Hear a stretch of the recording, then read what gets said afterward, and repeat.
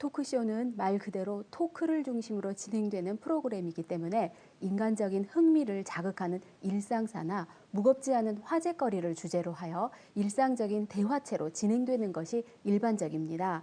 또한 토크쇼는 화제의 인물을 출연시켜서 실제의 이야기를 하도록 진행하면서 자연스러움과 사실성을 중시하는 리얼리티를 강조하는 특징이 있는데요.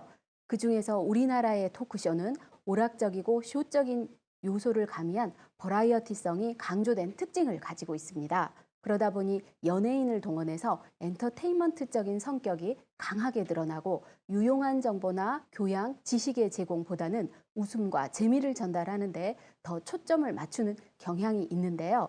그에 따라서 선정성과 저질방송 시비가 끊임없이 제기되었고 이에 대한 대응으로 딱딱한 교양물을 오락적으로 재미있게 풀어내자는 취지의 인포테인먼트 프로그램들이 편성되기도 했습니다. 이러한 상황에서 나타난 MBN의 고수의 비법 황금알은 연예인들의 신변잡기식 토크쇼에서 탈피해서 살아가는 데 꼭 필요한 정보이면서도 그 어디에서도 알려주지 않는 비법과 정보들을 각 분야 고수가 알려주는 유익하면서도 유쾌한 프로그램으로 평가받고 있습니다.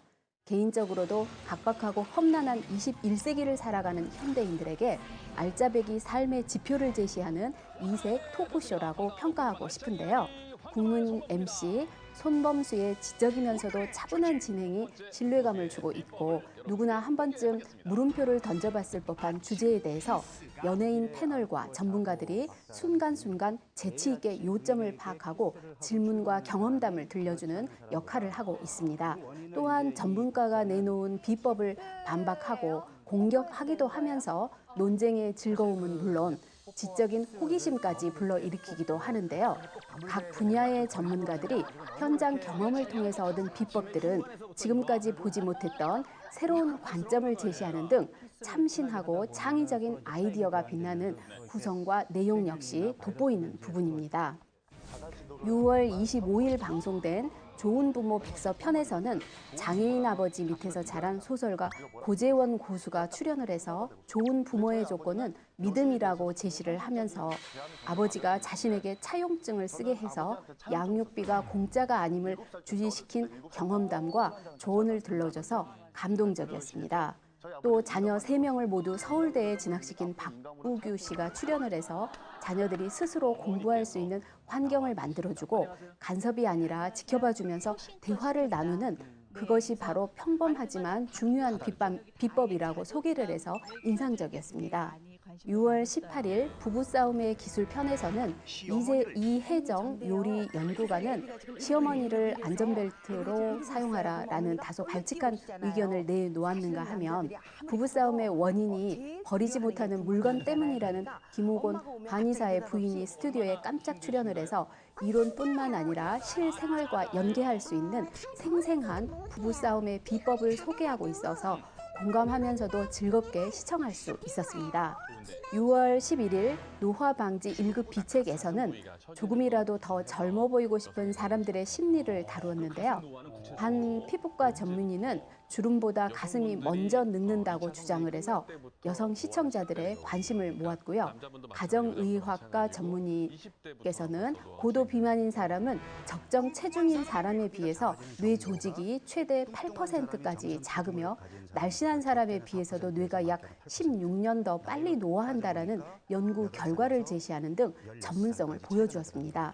뿐만 아니라 오랜만에 신바람 황수관 박사가 출연을 해서 여자가 오래 사는 것은 웃음 때문이라는 강연을 통해서 웃음이 동안의 비법임을 제시하는 등 다채로운 구성도 눈길을 끌었습니다. 이처럼 누구나 생각할 수는 있어도 공론화시키기 쉽지 않은 주제들을 한의사, 변호사, 그리고 칼럼니스트 등 각계 전문가들로 구성된 고수 군단이 독특한 캐릭터와 거침없는 입담을 통해서 자신의 경험담과 철저히 준비된 지식 그리고 통계 자료를 제시하는 등 양질의 정보를 제공하고 있어서 재미뿐만 아니라 신뢰감까지 안겨주고 있습니다. 단순히 흥미거리만 제공하는 토크쇼가 아니라 가장 필요한 생활 밀착형 이야기들이 지속적으로 다뤄지는 유쾌한 생활 코칭 토크쇼라는데 많은 점수를 주고 싶은데요. 하지만 몇몇 주의할 점도 눈에 띄었습니다.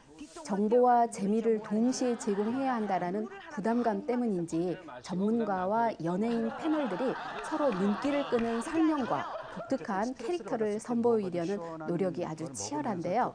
고수의 비법 황금알에 출연하는 고수들은 지금껏 방송에서 봐온 근엄하고 점잖은 모습의 전문가가 아니라 촌철살인으로 다른 고수들을 당황하게 만들고 진지하게 정보를 전달하다가도 할 말을 잇는 등 어눌한 매력을 발산하기도 합니다.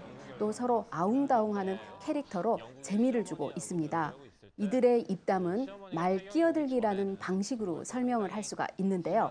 이때 재미를 전달하기 위한 말 끼어들기가 아니라 주제를 더 효과적으로 전달하기 위한 우호적인 말 끼어들기가 되도록 사회자가 중심을 잡을 필요가 있다고 생각합니다. 자신이 그토록 고민하던 문제가 무심코 던진 친구의 말 한마디 또는 방송 프로그램 속의 말 한마디에서 실마리를 얻어서 풀렸던 기억이 누구나 한 번쯤은 있을 것입니다. 현대는 과다한 정보의 홍수 속에서 끊임없이 요구되는 다양한 역할을 수행하면서 살아가도록 되어 있는 세상이죠. 많은 문제들 속에서도 스스로 행복한 삶을 영위할 수 있는 방법을 찾아야 하는데요.